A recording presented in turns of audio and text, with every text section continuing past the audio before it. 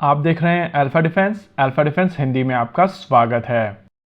आज के इस वीडियो में हम लोग बात करेंगे पाकिस्तान के बारे में। इस समय जब मैं ये वीडियो रिकॉर्ड कर रहा हूँ तो रिपोर्ट्स आ रही हैं कि पाकिस्तान की तरफ से फिर से सीज फायर वायलेट किया गया है। देखिए, यहाँ पर दो तीन चीजें समझनी जरूरी है। पहली, ये फायरिंग जहाँ पर हुई है वो इंटरनेशनल बॉर्डर है, यानी कि पाकिस्तान की तरफ से ये cease fire violation line of control पर नहीं, इंटरनेशनल बॉर्डर पर किया गया है। और अगर आप प्रिसाइज जगह की बात करें तो ये जम्मू रीजन की अर्निया सेक्टर में हुआ है। माना जा रहा है कि शाम को 8 बजे के आसपास यहाँ पर फायरिंग शुरू हुई थी और इस फायरिंग के दौरान बीएसएफ का एक जवान घायल हुआ है।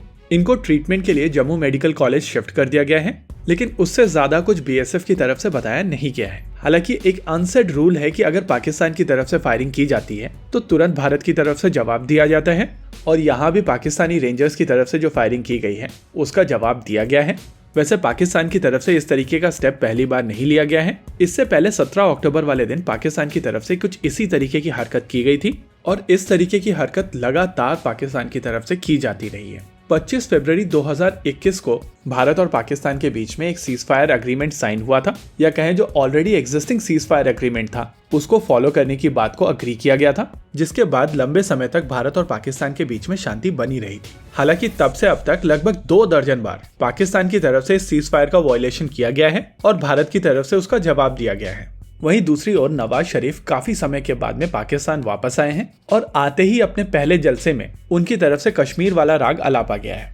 वहीं दूसरी ओर शहबाज शरीफ ने असेंबली भंग कर दी है, और उस हिसाब से 8 नवंबर से पहले वहां पर इलेक्शन होने चाहिए। इस पॉलिटिकल क्राइसिस के बीच में एक डेमोग्राफिकल क्राइसिस भी वहां पर चल रहा है, और पाकिस्तान में जितने भी अफगान हैं उनको वापस अफगानिस्तान भेजा जा रहा है।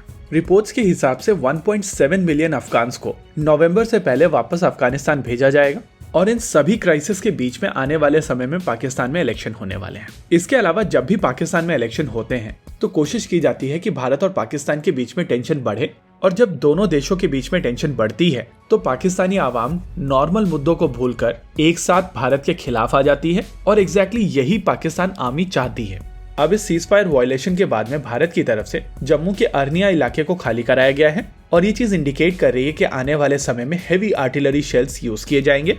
फिलहाल भारत और पाकिस्तान की तरफ से स्मॉल आर्म और मोर्टार का प्रयोग किया गया था, लेकिन एरिया को खाली कराने का मतलब है आने वाले कुछ दिनों के अंदर वहां पर बोफोर्स और धनुष जैसी गन्स पहुंचेंगी, और उसके बाद चीजें एस्केलेट होंगी। लेकिन कहीं ना कहीं पाकिस्तान का यहाँ पर लार्जर गोल ये है कि अफगान रेफ्यूजी क्राइसिस और इलेक्शन से ध्यान भटकाकर पाकिस्तान की आवाम को साथ में लाया जाए, और उनको ये समझाया जाए कि दुश्मन बॉर्डर पर आ चुका है, और अगर आप साथ में नहीं आएंगे तो आप एक और बांग्लादेश देखेंगे।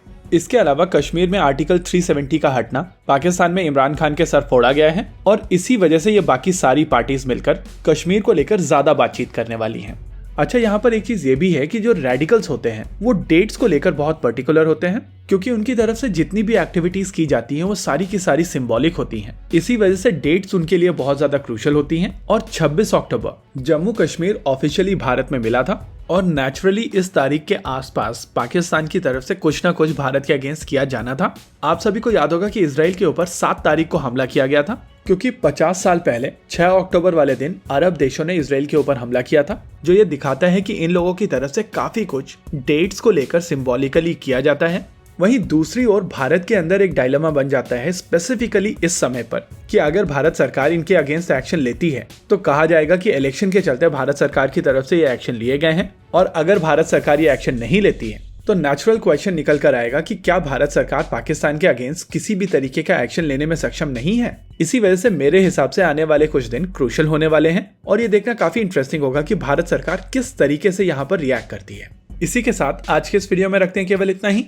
वीडियो को अंत तक देखने के लिए धन्यवाद। देखते रहिए अल्फा डिफेंस। जय हिंद।